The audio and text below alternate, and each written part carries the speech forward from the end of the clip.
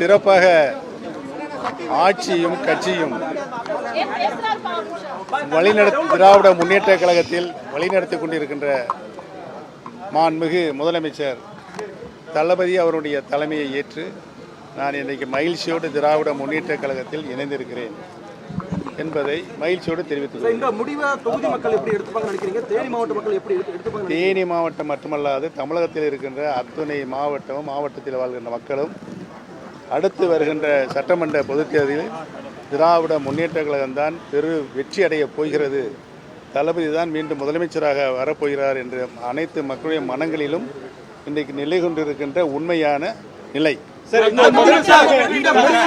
ஏற்கனவே அதிமுக தரப்புல உங்களை திமுகவோட பி டீம் விமர்சனம் பண்றாங்க. அது இப்போ நிறுவனமா இருக்குன்னு குற்றச்சாட்டு வைக்கிறாங்க. பன்னீர்செல்வம் அவர்கள் திமுகவோட பி டீமா தான் இவ்வளவு நாள் செயல்பட்டு இருந்தாருன்னு ஒரு விமர்சனம் இருக்குது. இப்போ நீங்க இந்த பிஎம்கேல ஜாயின் அவருடைய வாழ்த்துக்கு நன்றி. இன்றைக்கு தான் நான் என்னை திராவிட முன்னேற்ற கழகத்தில் இணைந்திருப்பது தர்மம் வென்று விட்டது.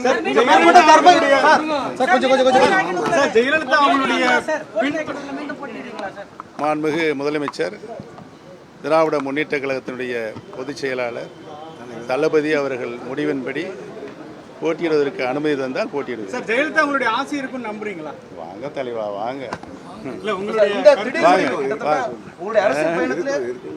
அரசியல் பயணத்துல இந்த நாள் முக்கியமான நாள்.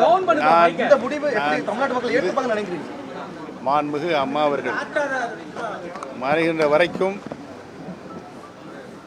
என் மீது அவர்கள் நம்பிக்கை வைத்திருந்தார்கள். அவன் நம்பிக்கைக்கு பாத்திரமான விசுவாசம் இருக்க தொண்டனாகத்தான் இருந்தேன். இப்போதும் அந்த நம்பிக்கை தொடர்ந்து நினைக்கிறீங்களா? என்ன சார், இப்போதும் அதிமுக தொண்டர்கள் இந்த முடிவை எப்படி ஏற்றுப்பாங்க? ஏன்னா உங்களை நம்பி தென் மாவட்டங்களில் பல தொண்டர்கள் இருந்தாங்க. நான் பல நேரங்களில் சொல்லிவிட்டேன்.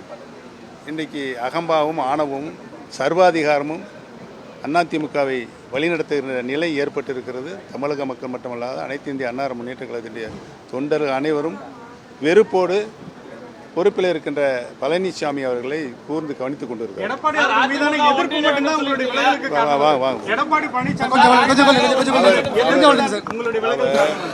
பொதுச் செயலாளராக பொறுப்பேற்றுக் கொண்ட நிலையிலிருந்து அத்தனை தேர்தல்களிலும் தோல்வியை தழுவியிருக்கிறது அனைத்து இந்திய அன்னார முன்னேற்ற கழகம்.